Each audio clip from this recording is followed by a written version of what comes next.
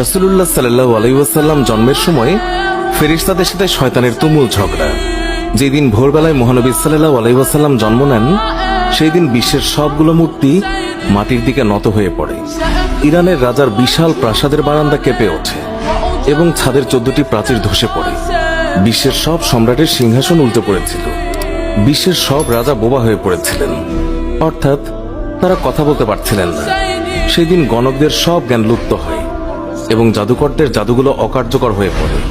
বিশ্বনবী সাল্লাল্লাহু আলাইহি ওয়াসাল্লাম জন্মের সময় শয়তান তার সন্তানদের মধ্যে আর্তনাদ করে ওঠে।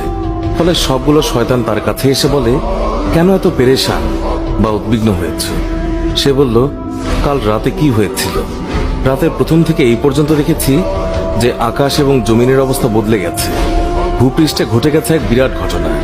ঈসা আলাইহিসসালাম ঊর্ধ্ব আকাশে চলে যাওয়ার পর আর কখনো এত বড় ঘটনা ঘটেনি। সবাই গিয়ে খোঁজ খবর নাও যে কি ঘটেছে।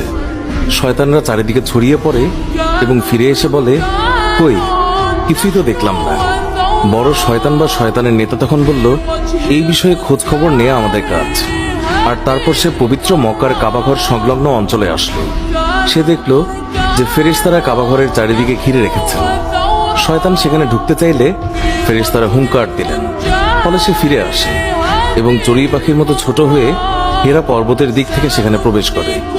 জিবরাইল আলাইহিস সালাম বললেন, ওরে অভিশপ্ত, ফিরে যা।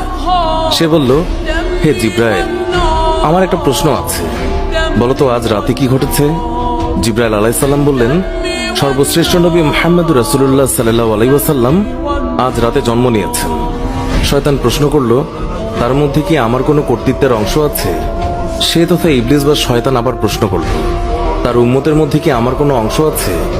জিবরাইল আলাইহিস সালাম বললেন, হ্যাঁ। ইবলিস বলল, আমি সন্তুষ্ট হলাম।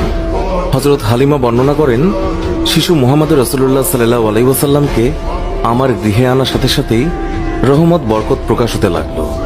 এত পরিমাণ দুধ নির্গত হলো যে রাসূলুল্লাহ সাল্লাল্লাহু আলাইহি ওয়াসাল্লাম এবং তার দুধ ভাই একান্ত তৃপ্তির সাথে দুধ পান করে ঘুমিয়ে পড়তেন। আর উটনির দিকে চেয়ে দেখতে পাই সেগুলোর স্তন দুধে পরিপূর্ণ হয়ে গেছে। বিবি হালিমা বলেন, আমার স্বামী উটনির দুধ দহন করলেন এবং আমরা তৃপ্তির সাথে তা পান করে সারা রাত আরামে কাটালাম। দীর্ঘদিন পর এটাই প্রথম রাত্রি যাতে আমরা শান্তিতে ঘুমিয়ে পড়লাম। আমার স্বামী বললেন, হালিমা, তুমি খুবই ভাগ্যবান এক শিশু নিয়ে এসেছো। আমি বললাম, আমারও এটাই ধারণা, এই শিশু অত্যন্ত সৌভাগ্যবান। বিবি হালিমা আরো বললেন, মক্কা থেকে ফেরার পথে শিশু মুহাম্মদকে কোলে নিয়ে যে দুর্বল বাহনটিতে চলতে লাগলাম, মুহাম্মদ রাসূলুল্লাহ সাল্লাল্লাহু আলাইহি ওয়াসাল্লামের বরকতে বাহনটি এত দ্রুত চলল যে সবার বাহনকেই হার মানালো। আমার সাথী মহিলারা আশ্চর্য হয়ে বলতে লাগলো, এটা কি সেই দুর্বল সওয়ারি যার উপর আরোহণ করে তোমরা প্রথম এসেছিলে? তারপর বাড়ি এসে দেখলাম সমস্ত বকরিগুলো দুধে পূর্ণ হয়ে গেছে, অথচ কিছুক্ষণ পূর্বে সেগুলো দুধ শূন্য ছিল। আমার গোত্রের লোকেরা তাদের রাখালদেরকে নির্দেশ দেয় যে তোমরাও তোমাদের পশু ওই জায়গায় চড়াও যেখানে হালিমার বকরি চড়ে। কিন্তু তা তো চারণ ক্ষেত্রের বিশেষত্ব ছিল না, বরং গায়েবী মদদ এবং বরকতের মধ্যে তা নিহিত ছিল। তা ওই সমস্ত লোক কোথায় পাবে? এইভাবে আমরা প্রায়ই তার বরকতের ঘটনাবলী প্রত্যক্ষ করতাম। হযরত হালিমা বর্ণনা করেছেন, তিনি কখনো শিশু মুহাম্মদকে উলঙ্গ অবস্থায় রাখতেন না। সেই রূপ করলেই তিনি চিৎকার করে কাঁদতেন। যতক্ষণ পর্যন্ত তার শরীরের উপর চাদর টেনে না দেয়া হতো ততক্ষণ তিনি ক্রন্দন থামাতেন না। হালিমা বলেন, যেদিন থেকে আমি জানতে পারলাম শিশু মুহাম্মদ সাল্লাল্লাহু আলাইহি ওয়াসাল্লাম উলঙ্গ থাকতে পছন্দ করেন না, সেই দিন থেকে আর কখনো তাকে